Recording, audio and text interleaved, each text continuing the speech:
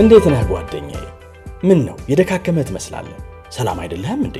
ምን እባክህ፣ ዛሬ ግብር ለመክፈል ገቢዎች ሄጄ ስንት ሰዓት ተሰልፌ ተራ ሳይደርሰኝ ለነገ ተብሎ ይሄው ተመልሼ መጣሁ። ይሄማ ቀላል ነው፣ መፍትሄው እኮ ተገኝቷል። ምን አይነት መፍትሄ? ይሄውልህ ብርሃን ባንክ ብርሃን ኢታክስ የተሰኘ አገልግሎት ጀምሯል። ይህ አገልግሎት ከገቢዎች ሚኒስቴር ጋር በመተባበር የሚሰጥ አገልግሎት ስለሆነ የግብርህን የገቢዎች ሰነድ ቁጥር በመያዝ ከዚያ የብርሃን ባንክ ደንበኛ ከሆንክ ከፈለግ በሞባይል ባንክ አገልግሎት አሊያም በብርሃን ኢንተርኔት ባንክ አገልግሎት ግብርህን መክፈል ትችላለህ። የባንኩ ደንበኛ ካልሆንክ ደግሞ ወደ ቀረበ የብርሃን ባንክ ቅርንጫፍ ሄደህ ግብርህን መክፈል ነው። ዋው! ይሄማ ትልቅ የምስራች ነው። ቀኔን ነው ያበራኸው። አዎ፣ በብርሃን ባንክ ኢታክስ የግብር ክፍያ አገልግሎት ከረጃጅም ሰልፍ ድነው በፈለጉት ሰዓት በማንኛውም ቦታ ሆነው ግብርዎን መክፈል ይችላሉ። ብርሃን ኢታክስ ፈጣን የግብር መክፈያ አማራጭ። ብርሃን ባንክ፣ እንደ ስማችን ብርሃን ነው ስራችን። ተመልሰናል አድማጮቻችን፣ ወደ ኤፍኤም 95.1 ላይ ትገኛላችሁ። ፉትቦል ካፌ ነው ፕሮግራሙ። የኤሲ ሚላንን ጉዳይ እንመልከት። ኤሲ ሚላን እንግዲህ በሴሪያው ለሻምፒየንስ ሊግ የሚያሳትፍ ስፍራን ይዞ ማጠናቀቅ አልቻለም። ይህንን ጉዳይ እናንሳ። 5ኛ ደረጃን ይዞ አጠናቋል። በእርግጥ በአንድ ነጥብ ነው 4ኛ ደረጃ ላይ ካለው ኮሞ ያነሰው። በአንጻርነት ጥሩ የሚባል የውድድር ዓመት ማሳለፍ ችለዋል፣ ግን በቂ አልነበረም ለሻምፒየንስ ሊግ። ዩቬም አይሳተፍም በሻምፒየንስ ሊግና ትላልቆቹ ክለቦች አይሳተፉም። ሮማና ኮሞ ግን ወደ ሻምፒየንስ ሊግ፣ ሮማ በተለይ ከረጅም ጊዜ በኋላ ነው የተመለሰው። የኤሲ ሚላን ግን እንዲሁ አስገራሚ ይሆናል። እናንሳይን ጉዳይ የኤሲ ሚላን በጣም አስገራሚ ነው። ልክ ነው። ምሳ ዩቬንቱስም አይሳተፍም በቻምፒየንስ ሊግ። በቻምፒየንስ ሊግ አዲሱ ፎርማት ከ1992-93 የውድድር ዘመን ወዲህ ቢያንስ አንዱ ከሁለቱ ግዙፍ በጠቅላላው ከጣሊያን 3 ግዙፍ ክለቦች ሁለቱ ናቸው ኤሲ ሚላንና ዩቬንቱስ። ቢያንስ አንዱ ቻምፒየንስ ሊግ ተሳትፏል። ከ33 34 ዓመት በኋላ ለመጀመሪያ ጊዜ ነው ዩቬም ኤሲ ሚላንም የሌሉበት የቻምፒየንስ ሊግ የውድድር ዘመን በሚቀጥለው ዓመት የምናየው እና በጣም ትልቅ ቀን ነው እና ተሰናብተዋል።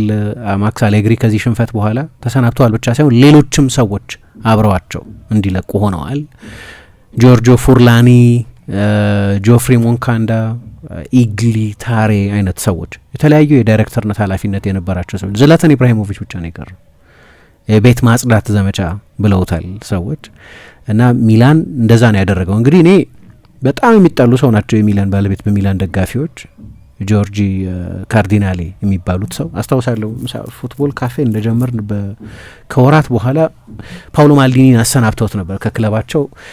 የጣሊያን ክለቦች ደጋፊዎች ከክለባቸው አካዳሚ የሚወጣን ተጫዋች ባንዴራ ብሎ ነው የሚጠሩት፣ ወይም ምልክት። እኛም ሀገር ባንዲራ የሚባለው ቃል ከዛ ነው የመጣው እና ሳንድሮ ቶናሊ እንደዚህ አይነት ምልክት ነበር። ሳንድሮ ቶናሊ ሚላን ይሽጠኝ ብሎ አጂቴት አላደረገም። ሚላን ለኒውካስል ተጫዋቹን በሸጠው ጊዜ መቆየት እና የኤሲ ሚላን አምበል መሆን ነበር ይፈልግ የነበረው እና የዛ የሚላን ቡድን የአካዳሚ ተጫዋች እንኳ ባይሆን ግን እንደ ባንዴራ ይቆጠር፣ እንደ ምልክት ይቆጠር የነበረ ተጫዋች ነው። ከዛ በኋላ የክለቡ ፕሬዝደንት ሆነው መጡ እና በራሳቸው ምክንያት ነው የለቀቁት። ግን የድሮ የአርሰናል ሲኢኦ የነበሩት አይቫን ጋዚዲስ ለቀቁ። ስለዚህ የበለጠ አናሊቲክስ በመጠቀም ተጫዋቾች የመመልመል ነገር ሼልፍ ተደረገ፣ ወይ ደግሞ በኮንታክት ተጫዋች የማዘዋወር የፓውሎ ማልዲኒም ስልት ተግባራዊ ሳይደረግ እንግዲህ ሚላን በዛ ጊዜ ከ10 ዓመት በኋላ ነው 2012 ነበር መጨረሻ ጊዜ በማክስ አሌግሪ ስር የሴሪያ ሻምፒዮን የሆኑ። በ2022 ስል ነው በስቴፋኖ ፒዮሊ አሰልጣኝነት ዘመን ሻምፒዮን የሆኑ ከ10 ዓመት ጥበቃ በኋላ። ከረጅም ጊዜ በኋላ ኤሲ ሚላን በቻምፒየንስ ሊግ ሴሚ ፋይናል ተጫውቷል፣ በኢንተር እስኪሸነፍ ድረስ ማለት ነው። የ2023 የቻምፒየንስ ሊግ የግማሽ ፍጻሜ ተፋላሚ ነበር እና ያኔ ነው ጄሪ ካርዲናሌ ወደ ሚላን ባለቤትነትና የክለቡ ፕሬዝዳንትነት በሬድበርድ ማኔጅመንት ስር ክለቡ የወደቀው። የኤሊየት ማኔጅመንት ሰው ናቸው፣ የሌላ ሄጅ ፈንድ ሰው ናቸው አይቫን ጋዚዲስ። ግን በተለይ በማልዲኒና በሳቸው መካከል የነበረው የስራ ጥምረት በጣም ጥሩ ዝውውሮችን እንዲፈጽሙ አድርጓቸዋል። አንዳንዶቹ የበለጠ ዴታቤዝ በመጠቀም የፈረሙ ተጫዋቾች ናቸው፣ ወጣቶቹ ተጫዋቾች ማለት ነው፣ እንደ ብራሂም ዲያዝ አይነቶቹ ተጫዋቾች ወይም ሌሎቹ ተጫዋቾች። አንዳንዶቹ ደግሞ ሲኒየር ልምድ ያላቸው በዛ ስኩዴቶ ስኬታቸው ውስጥ ወሳኝ የነበሩ እንደ ኦሊቪዬ ዢሩ አይነት ተጫዋቾች ደግሞ ምናልባት ሰፊ የነጠረ ምልመላ ያስፈልግ ይሆናል፣ ግን የዓለም ዋንጫዎችና ቻምፒየንስ ሊጎች ያሸነፉ ተጫዋቾች ናቸው። እነዚህን ተጫዋቾች አምጥተው ነው የሴሪያው አሸናፊ የሆኑት። እንደ ራፋኤል ሊያዮ አይነቱንም ተጫዋች እንደ ቲዮ ኤርናንዴዝ አይነቱንም ተጫዋች አጎልብተው። የእነዚህም ዝውውሮች ወሳኝ ሰው ፓውሎ ማልዲኒ ነበር በአንዳንዶቹ ዝውውሮች ላይ። ለቀቀ እሱ እና ብዙ ኤክስፐሪመንት ሲደረግ ቆየ። ባለፈው የውድድር ዘመን ኢግሊታሬ ከፍተኛ ልምድ ያለው በላትሲዮ ለ15 ዓመት የሰራ እና ትልልቅ አሰልጣኞችን እንደ ሲሞኔ ኢንዛጊ አይነት አሰልጣኞችን የሾመ የታወቀ የሴሪያ የተጫዋችነት ታሪክ የነበረው ግን ከሁሉ በላይ በዳይሬክተርነት ውጤታማ የነበረ ሰው ነው። ጆርጆ ፉርላኒ የቡድኑ ሲኤኦ የነበሩ ናቸው ከአይቨን ጋዚዲስ መልቀቅ በኋላ። ጆፍሪ ሞንካንዳ እኚህ ደግሞ ከ2018 ጀምሮ በክለቡ የቆዩ ሰው ናቸው እና በአንድ ጊዜ ነው እነዚህን ሰዎች ጠራርጎ ሬድበርድ ከኤሲ ሚላን ኃላፊነት የሸኛቸው። የመጀመሪያው ትልቁ ካዥዋልቲ ግን አሰልጣኙ ማክሲሚሊያኖ አሌግሪ ናቸው። ያው ዩቬንቱስ ከቻምፒየንስ ሊግ ውጭ ሆኗል ምሳ ግን ይለያል ስቶሪያቸው። ሁለቱም እኩል ትልቅ ቢሆኑም የሁለት ትልልቅ ቡድኖች ከቻምፒየንስ ሊግ ውድድር ውጭ መሆን ቢሆንም የዩቬ ግን ይጠበቅ ነበር። በተለይ ደግሞ በኢጎር ቱዶር የአሰልጣኝነት ጊዜ በመጀመሪያዎቹ ጥቂት ወራት በርቀት ወደ ኋላ ቀርቶ ስለነበር ከሉቻኖ ስፓሌቲ መሾም በኋላም ዩቬ ለቻምፒየንስ ሊግ ቦታ ይደርሳል የሚል ግምት አልነበረም። ቶሎ ስቴብል እንዲያደርጉት ልምድ ያላቸው አሰልጣኝ ይሾሙ በሚል ነው ከጣሊያን ብሔራዊ ቡድን ኃላፊነታቸው ከተሰናበቱ በኋላ ስራ ያልነበራቸውን በቱስካኒ በወይን እርሻቸው ላይ አተኩሮ የነበሩትን ሉቻኖ ስፓሌቲን የቀጠረው። ዩቬ የሴሪያን የምትከታታይ ከሆነ ዩቬ ቻምፒየንስ ሊግ መሳተፍ ነበረበት። የሉቻኖ ስፓሌቲ አቬሬጅ ብቻ 3ኛ ነው ከኢንተርና ናፖሊ ቀጥሎ ማለት ነው። ነገሩ የተበላሸው መጀመሪያ ወደ ኋላ ቀርተው ስለነበር አንዳንዶቹ ጨዋታዎች ላይ የበቀደሙን ጨዋታ ጨምሮ በጣም የተሻለ ቡድን ነበር በብዙዎቹ ጨዋታዎች። በአንዳንዶቹ ጨዋታዎች በጣም እንግዳ የዳኝነት በደሎች ደርሰውበታል። ዩቬና የዳኝነት በደል አብሮ ይሄዳሉ ወይ እኔ እንጃ። ከታሪኩ አንጻር ግን ነበር እንደዛ። አንዳንዶቹ ጨዋታዎች ላይ ያንን እናይ ነበር። ፒየር ካሉሉ በቀይ ሲወጣ ፒየር ካሉሉ የዩቬንቱሱ ተጫዋች በቀይ ሲወጣ ባስቶኒ እንዴት እንዳጭበረበር አይተሻል። ይህንን የመሳሰሉ በጣም ትልልቅ በዳኝነት ውሳኔዎች እድለኛ ያለ መሆን ነገር ነበራቸው። ከዛ ደግሞ እኔ ጥሩ ግብ ጠባቂ እንደነበር ነው ማስታውሰው። ግን ዲ ግሪጎሪ በዚህ ውድድር ዘመን 16 የመጀመሪያ ሙከራዎች ተደርገውበት ጎል ተቆጥሮበታል። በ16 የተለያዩ ጨዋታዎች የመጀመሪያው ሙከራ ተደርጎበት ጎል አሊሰን ቤከርን ማስፈረም የሚፈልጉት ለዚህ ነው። የሆነ ጊዜ በጣም ትልቅ ተስፋ የተጣለበት ግብ ጠባቂ ነበር። በዩቬንቱስ ምናልባት ከሚላን የበለጠ ሌሎቹን ሰዎች ሊያስተች የሚችለው ነገር የ9 ቁጥር ምርጫ ነው። ዱሻን ቭላሆቪች አስተማማኝ 9 ቁጥር አይደለም፣ በጣም ከፍተኛ ደሞዝ የሚከፈለው ተጫዋች ነው። ግን ሌሎቹ ያመጧቸው ተጫዋቾች ጆናታን ዳቪድም ሎይስ ኦፔንዳም ሁለቱም አልተሳካላቸው። እነዚህ ደግሞ ቅድም ግብ ጠባቂ ጠቅሻለሁ፣ አሁን አጥቂ ጠቅሻለሁ። ሁለቱ ወሳኝ ሳጥኖች ውስጥ ያሉት ሁለት ወሳኝ ሚናዎች ናቸው። ጎል እንዳይቆጠርብሽና ጎል እንድታስቆጥር የሚያደርጉ እንዲህ አይነት ቦታዎች ላይ የዝውውር ስህተት ነበር። ዳሚያን ኮሞሊ ነው የሚጠየቀው፣ ማን ነው የሚጠየቀው አይታወቅም። ግን ዩቬንቱስ የቻምፒየንስ ሊግ ቦታ ላይ ለመፋለም ከሩቅ ነው የተነሳው። ሚላን እኮ ዋንጫ ተፎካካሪ ነበር፣ እስከ ፌብሩዋሪ ዋንጫ ተፎካካሪ ነበር፣ እንዲሁም እስከ ላትሲዮ ሽንፈት ድረስ። እንደም የሆነ ጊዜ ኢንተር ከተሸነፈ በኋላ በመጥፎ ሁኔታ እየተንሸራተተ ስለነበር ሚላን ሊደርስ ይችላል፣ ከዚህ በፊት እንደሆነው 2012 ላይ ሆኗል፣ እንደዛ ሊደርስ ይችላል የሚል ተስፋ እኮ ነበር። የዋንጫ ተፎካካሪ ነው የነበረው እና ከዛ የላትሲዮ ሽንፈት በኋላ ነው ነገር ሁሉ መበላሸት የጀመረው። በማውሪሲዮ ሳሪ ላትሲዮ ወጣች። በነገራችን ላይ ሳሪ አታላንታ ቤርጋሞ አሰልጣኝ ሆኖ ተሹሟል። በጣም ኤክሳይት ያደርገኛል፣ ምክንያቱም ብዙ ስፖትላይት ወደ ሌለበት ክለብ ከሄዱ የሚሳካላቸው ይመስለኛል። በላትሲዮ፣ በዩቬንቱስ፣ በናፖሊ ያለ የሚዲያ አቴንሽን ከሌለባቸው፣ እንደዛ ደግሞ አታላንታ ደግሞ እንደዛ ነው፣ የፕሮቪንሻል ክለብ ነው እና ባለፉት 2 ወራት ተኩል ነው ከእጁ የወጣው። የመጨረሻውን ጨዋታ እኮ በካሊያሪ ተሸንፎ ነው። ካሊያሪ ጨዋታው በተደረገበት ጊዜ 15ኛ ስፍራ ላይ ነበር። በሳንሲሮ ነው ጨዋታ የተደረገው። ያ ጨዋታ የኤሲ ሚላንን የቻምፒየንስ ሊግ ተሳትፎ በሚወስን ጨዋታ ላይ እኔ አላቅም። የሚላን የባንተር ዘመን የሚባል 9ኛ ሆኖ አምና ጨርሷል። ከዛ የከፉ አመታት አይቻቃለሁ ማለት ከዚህኛው የከፉ አመታት አይቻቃለሁ። እንደ በቀደሙ አይነት ነፍስ የሌለው የሚላንን ጨዋታ ካየው ግን ከረጅም ጊዜ ሚላን እንደ ቀድሞ እንዳልሆነ እያወቅኩ ያ የካሊያሪ ጨዋታን ማመን አትችልም። ገና ሳላይማከርስ እንደተጀመረ ነው ጨዋታው ጎል ያስቆጠረው የነበር። ሚላን እየመራ ነበር። ካሊያሪ 2-1 አይደለም 3-1 4-1 ሊያደርግ የሚችልባቸው እድሎች ነበሩት። ባለፈው ሳምንት ብቻ ነው በሴሪያ እንደሚቆይ ያረጋገጠው ካሊያሪ። ለሚላን ያ ጨዋታ ከ70 እስከ 100 ሚሊዮን ዩሮ የሚያስገኝ ውድድር ውስጥ የመግባት ጨዋታ ነው። እንዲህ አይነት ወኔ ቢስ ቡድን ሜዳ ውስጥ ማየቴ ይገርማል በጣም። ሚላን ማለት ትልቁ የጣሊያን የቻምፒየንስ ሊግ ቡድን ነው። ዩቬንቱስ እንኳን እንደዛ ዩቬንቱስ 2 ነው ቻምፒየንስ ሊግ፣ ሚላን 7 ነው ቻምፒየንስ ሊግ ያሸነፈው። ሚላን የበለጠ ግሎባል ነው፣ የበለጠ ዩሮፒያን ነው እና ወደዛ ውድድር በሚያሳልፍ ጨዋታ ላይ የተሰጠው ጥያቄ ሊሆን አይችልም። ወይ የኮቺንግ ነው ወይ የሞቲቬሽን ችግር። ማመን አትችይም እዛ ጨዋታ ላይ የነበረው የሞቲቬሽን ችግር። ግን ችግሩ የጀመረው በዛ ጨዋታ ለ2 ወር ከዛ በላይ ለሆነ ጊዜ ሲንሸራተት ነው የቆየው ኤሲ ሚላን። የሆነ ጊዜ የዋንጫ ተስፋ ያለው ይመስል የነበረ ቡድን፣ ልምድ ያላቸው ተጫዋቾችን ያመጣ፣ አድሪያን ራቢዮን ያስፈረመ፣ የሉካ ሞድሪችን ልምድ የሚጠቀም፣ ከሁሉ በላይ እንደ ማክስ አሌግሪ አይነት የታወቁ አሸናፊ የቀጠረ ቡድን ባለፉት 2 ወራት ሊያውም በአንድ ውድድር ብቻ ላይ ትኩረት አድርጎ 40 ምናምን ጨዋታ ብቻ አድርጎ ግን ጨረሰ መጨረሻ አካባቢ እና ማርች 15 ላይ ነበር በላትሲዮ የተሸነፉት። ያኔ አንድ ነገር አወቅን፣ የዋንጫ ፍክክሩ ጉዳይ አለቀ። ከ2 ወር በፊት ኢንተር ላይ መድረስ እንደማይችሉ ቢያንስ ሪያሊስቲክሊ መድረስ እንደማይችሉ ታወቀ።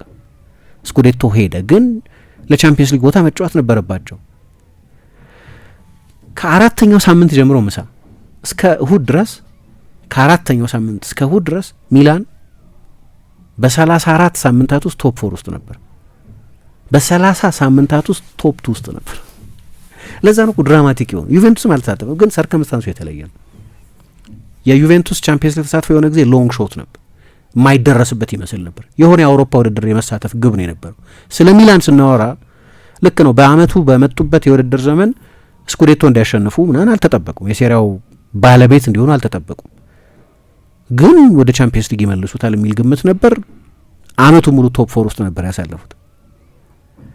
ከዛ በላትሲዮ በኢስታዲዮ ኦሊምፒኮ ከተሸነፉ በኋላ ከዛ በፊት ስንት ነበር መሰለሽ? በ28 የሴሪያ ጨዋታ 2 ጊዜ ብቻ ነበር የተሸነፉት፣ በዛ በላትሲዮ ጨዋታ እስኪሸነፉ ድረስ ማለት ነው። ከዛ 10 ጨዋታ መጣረል፣ በ10 ጨዋታ 6 ተሸነፉ።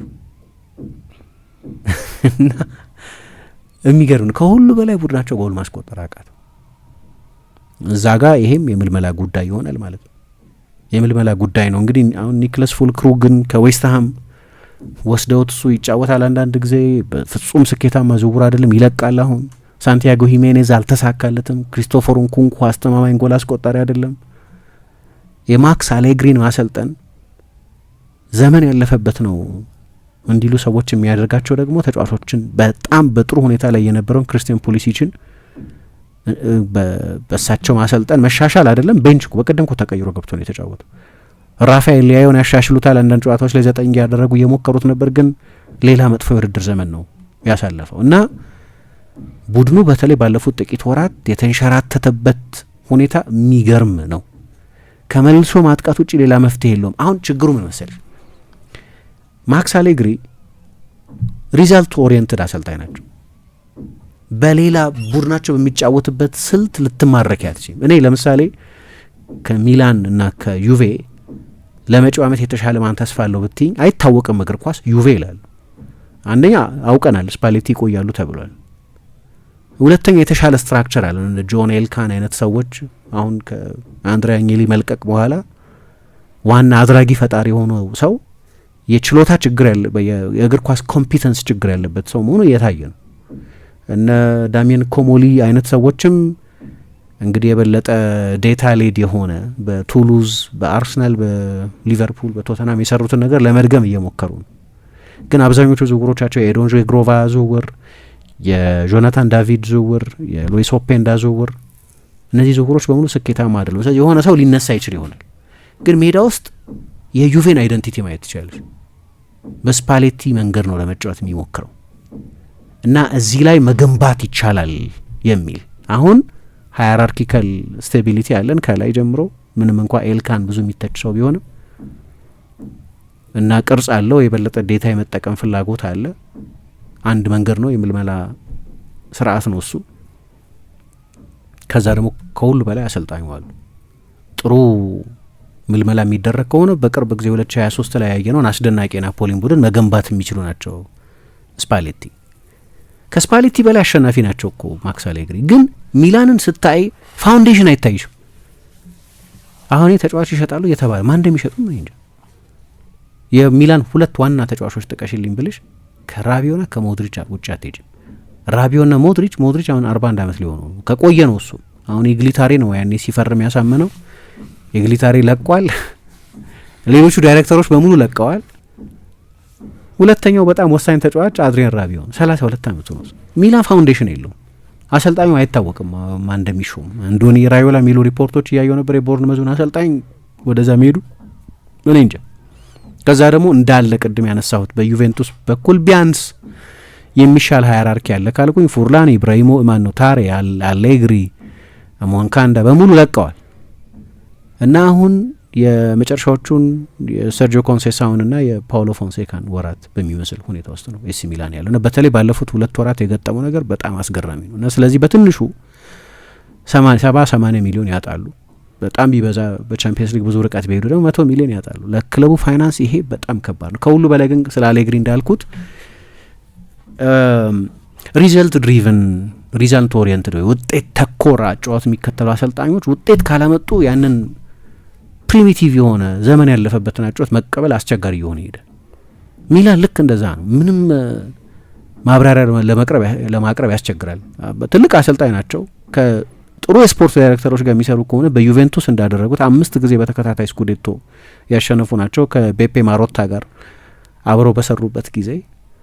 ግን በጠቅላላው ግን የእሳቸው አጨዋወት ልክ እንደ ዲዘርቢ አይነት አለ አይደል? ሌላ ጣሊያን አሰልጣኝ የሆነ ፕሮሰስ የሆነ ስታይል የሆነ ፍልስፍና ለማለት ውጤት ማምጣት አለብሽ። አሁን በዚህ ዓመት የተጠበቀባቸው ዋንጫ ማሸነፍ አልነበረም። ቻምፒየንስ ሊግ ግን ቤር ሚኒመም ብዙ ገንዘብ እኮ ነው ያወጡት። ሌሎችም ተጫዋቾች አምጥተዋል እና የተሸነፉባቸውን ጨዋታዎች ተመልከች። እንግዲህ ባለፉት 8 ጨዋታዎች በ10 ጨዋታ 6 ግን ያለፉትን 8 ጨዋታዎች ብቻ ከወሰድሽ 5 ነው የተሸነፉት ከ8 ጨዋታ በኡዲኔዜ በአታላንታ እና በካሊያሪ በሳንሲሮ ነው የተሸነፉት። በኡዲኔዜ በአታላንታ በካሊያሪ በሜዳቸው ከሜዳቸው ውጭ በናፖሊና በሳስዎሎ ተሸንፏል። እኔ ሁለቱን እቀበላለሁ፣ ምክንያቱም ሳስዎሎ በጣም አሪፍ ሆኗል በዚህ ውድድር ዘመን። ናፖሊ በኔፕልስ ሊያሸንፍ ይችላል ኮንቴ ቡድን። ኮንቴም ለቋል በነገራችን ላይ ከናፖሊ አሰልጣኝነት። በሳስዎሎም ክርስቲያን ማን ነው ግሮሶ ፋቢዮ ግሮሶ ምርጥ ቡድን ገንብቷል። በሊዮን ሄዶ አልተሳካለትም፣ በጣም አሪፍ አሰልጣኝ ነው። ግን ያለፈውን 8 ጨዋታ ፐርፎርማንስ ካየሽ የወራጅ ፐርፎርማንስ ነው፣ የሬሌጌሽን ፎርም የሚባል ነው እና በ75,000 ደጋፊ ፊት ነው የተጫወተው እና የሚላን ደጋፊ መጮሁ ትክክል ነው። በቀደም ኃይለኛ ጩኸት ነው። ወደ ጨዋታ ለመመለስ 30 ደቂቃ ነበራቸው። ካሊያሪ ሁለተኛውን ጎል ካስቆጠረ በኋላ 30 ደቂቃ ነበራቸው። ግን በጊዜ እኔ አሁን ሁሌም ምንድነው በጊዜ ከመሩ በኋላ ውጤት ለማስጠበቅ የሚሞክሩ አሰልጣኞች አሉ። ከሰራላቸው ፌር ጥሩ ነው፣ ካልሰራ ግን ችግር ነው። 88 ደቂቃ ለመከላከል እንዴት አንድ ቡድን ይዘጋጃል? 1-0 መሩ። ባለፈው ሳምንት መትረፉን ያረጋገጠ አመቱ ሙሉ ላለ መውረድ ሲጫወት የቆየ ቡድን ነው ካሊያሪ።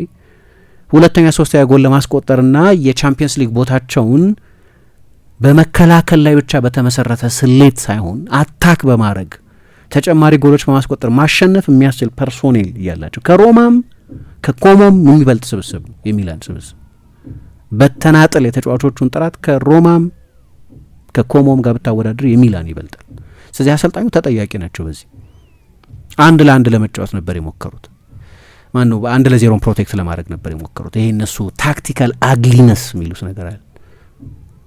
1-0 88 ደቂቃ ተከላኪ ይወጣሉ ብሎ ማስላት የሚመስል አይነት በኋላ ጎሎች ተቆጠሩባቸው እና መጀመሪያ የፎርሜሽን ለውጥ አደረጉ። ወደ 4-2-3-1 ሪትሪት አደረጉ።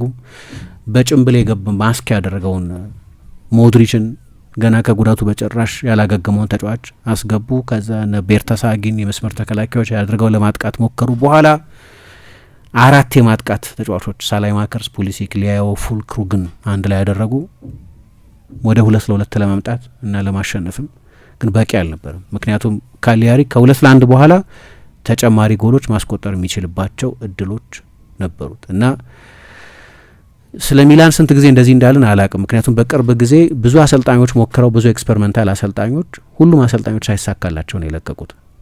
አሁን ባለፈው የውድድር ዘመን ብቻ የሚላን ደጋፊዎች ተቃውሞ ነበር። ዩሊያን ሎፔቴጊ ሊመጡ ነው ሲባል ፓውሎ ፎንሴካም ሲመጣ ግን ተቃውመዋል። ሰርጂዮ ኮንሴሳው ኢንተሪስታ ነው፣ የድሮ የኢንተር ተጫዋች ነበር፣ የላትሲዮም ተጫዋች ነበር። ስለዚህ እንዴት የቀድሞ ኢንተሪስታን እንቀጥራለን የሚል ቅሬታ ነበር። እሱም መጣ። ኦኬ ለፋይናል አደረሳቸው። ግን 9ኛ ሆኖ ነው የጨረሰው። ስለዚህ እሱም ለቀቀ።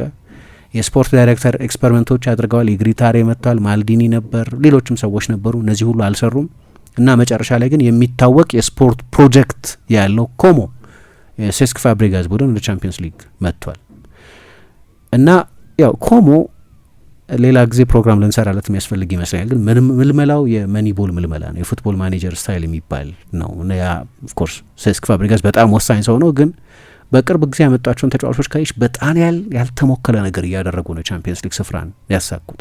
እንደዚህ ወጣት ተጫዋቾች በገፍ ያስፈረመ ሌላ ቡድን በቅርብ ጊዜ አላስታውስም። ባለፈው ክረምት ብቻ ሄሱስ ሮድሪጌዝ፣ ማርቲን ባቱሪና፣ ያኮቦ ራሞን፣ ጄደን አዳይ እና አሌክስ ቫሌን አስፈርመዋል። ከዛ በፊት በነበረው ክረምት ባለፉት የጃንዋሪ ዝውውርን ጨምሮ ማግዛንስ ካኬሬ፣ ኢግናሲ ቫንደር ፕሬምት፣ አሳና ዲያዮ፣ ኒኮ ፓዝ፣ አሊዩ ፋዴራ፣ ማክሲ ፔሮን፣ ዮኒ ኤገርሃርት እና አናስታሲዮስ ዱቪካስ። አስደናቂ ተጫዋች ነው አናስታሲዮስ ዱቪካስ። እነዚህ ሁሉ ተጫዋቾች አንዳቸውም እድሜያቸው ከ24 ዓመት በላይ አይደለም። ኮሞ ባስፈረማቸው ጊዜ የወጣቶች ፕሮጀክት ነው። ጣሊያን ትልቁ ችግር ወጣቶች ላይ ማመን ችግር አለ። ግን አዳይ፣ ዲያዮ፣ ሮድሪጌዝ፣ ፓዝን ብታይ እነዚህ ደግሞ ሲፈርሙ ሁሉም ከ20 ዓመት በታች ነበሩ። ብቸኛው ኤክሰፕሽን ኒኮላስ ኩን የሚባለው ግብ ጠባቂያቸው ከሴልቲክ የመጣው ተጫዋች ነው። 26 ዓመቱ ነው። ለግብ ጠባቂ በተለይ በጣም ወጣት ነው። እና ዲዮጎ ካርሎስ 32 ዓመቱ። ቼልሲ አንዳንዴ ሊያደርግ የምንፈልገው ነገር እሱን ነው፣ የተወሰኑ ልምድ ያላቸው ተጫዋቾች እንዲቀላቅል የምንለው።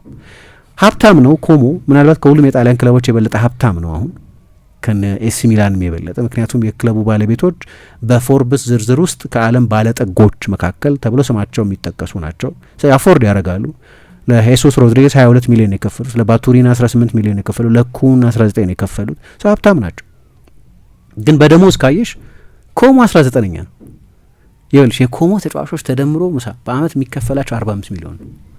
ሁሉም ኤምባፔ ደሞዝ ማለት ነው። እንዳለ ስኳዱ 45 ሚሊዮን ነው ደሞዙ። ከሚላን ጋር አይደለም ከሴሪያ ሌሎች ቡድኖች ጋር ብታወዳደር 11ኛ ደሞዝ ከፋይ ነው። የዝውውር ገንዘብ ወሳኝ ነው። ግን ብዙ ጊዜ ምን እንላለን? የሊግ ቴብልን የሚወስነው የዌጅ ቴብል ነው። በዌጅ ቴብል በጣም አነስተኛ ደሞዝ ነው የሚከፈለው። ልዩነት የፈጠረው ሞደርን ኮቺንግ እና ወጣቶች ላይ ያተኮረ ምልመላ፣ ዴታን ማዕከል ያደረገ ምልመላ፣ የሚታወቅ አፕሮች፣ በፕሬሲንግ የሚጫወት በሊጉ አነስተኛ ጎል የተቆጠረበት ነው የፋብሪጋዝ ኮሞ። ግን ዲፌንሲቭ ቡድን አይደለም፣ እንደ ትልቅ ቡድን የሚጫወት በፖሴሽን አንደኛ የሆነ ቡድን፣ የበለጠ የጠራ የቡድን ግንባታ መስመር ያለው ነው እና የጣሊያንን የካልቸራል ሬዚስተንስ ወጣት ተጫዋቾችን ማሰልጠን የፖሴሽን እግር ኳስ መጣዎች አይሆንም የሚለውን ነገር በሙሉ የሰበረ እና ኮሞ በውብ ሀይቁ የሚታወቅ አካባቢ ነው። ስቴዲየሙ ይድረስ አይድረስ አላቅም። ስታዲዮ ሲኒጋግሊያ ለጊዜው የቻምፒየንስ ሊግ ፎርማትን የቻምፒየንስ ሊግ ክራይቴሪያን የሚያሟላ ስቴዲየም የላቸውም። ግን 5 ሚሊዮን ሰው እንደሚጎበኝ ታውቂያለሽ ኮሞን። ስለዚህ ቱሪስቶች ይሞሉታል ቻምፒየንስ ሊግ ጨዋታ በሚደረግበት ጊዜ። ስለዚህ ብዙ ጨዋታ ዶሚኔት የሚያደርግ ቡድን ነው ኮሞ እና የሚላን ሁኔታ ግን በጣም አስገራሚና አሳዛኝ ነው። እንዴት ነህ ጓደኛዬ? ምን ነው የደካከመ ትመስላለህ። ሰላም አይደለህም እንዴ? ምን እባክህ፣ ዛሬ ግብር ለመክፈል ገቢዎች ሄጄ ስንት ሰዓት ተሰልፌ ተራ ሳይደርሰኝ ለነገ ተብሎ ይኸው ተመልሼ መጣሁ። ይሄማ ቀላል ነው፣ መፍትሄው እኮ ተገኝቷል። ምን አይነት መፍትሄ? ይኸውልህ ብርሃን ባንክ ብርሃን ኢታክስ የተሰኘ አገልግሎት ጀምሯል። ይህ አገልግሎት ከገቢዎች ሚኒስቴር ጋር በመተባበር የሚሰጥ አገልግሎት ስለሆነ የግብርህን የገቢዎች ሰነድ ቁጥር በመያዝ ከዚያ የብርሃን ባንክ ደንበኛ ከሆንክ ከፈለግ በሞባይል ባንክ አገልግሎት አሊያም በብርሃን ኢንተርኔት ባንክ አገልግሎት ግብርህን መክፈል ትችላለህ። የባንኩ ደንበኛ ካልሆንክ ደግሞ ወደ ቀረበ የብርሃን ባንክ ቅርንጫፍ ሄደህ ግብርህን መክፈል ነው። ዋው! ይሄማ ትልቅ የምስራች ነው። ቀኔን ነው ያበራኸው። አዎ በብርሃን ባንክ ኢታክስ የግብር ክፍያ አገልግሎት ከረጃጅም ሰልፍ ድነው በፈለጉት ሰዓት በማንኛውም ቦታ ሆነው ግብርዎን መክፈል ይችላሉ። ብርሃን ኢታክስ ፈጣን የግብር መክፈያ አማራጭ። ብርሃን ባንክ እንደ ስማችን ብርሃን ነው ስራችን።